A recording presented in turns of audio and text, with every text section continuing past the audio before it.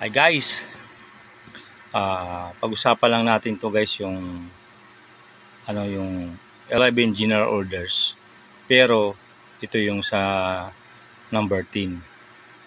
Bakit po mahalaga yan guys na nasabi yung public official, yung kung sino yung mga nasa police o sundalo, or yung nasa operation natin na nasa security agency at saka yung owner ng security agency, ay kailangan po natin sila saluduhan.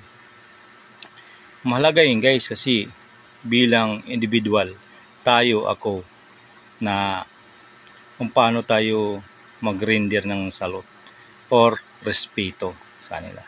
Kasi kahit doon paano man lang di ka man makapagsalita, yung saludo pa lang, yan ang magpapaliwanag sa pagkatao mo anong meron tayo pagbibigay respeto sa kanila, either uniform man yan or wala sa position.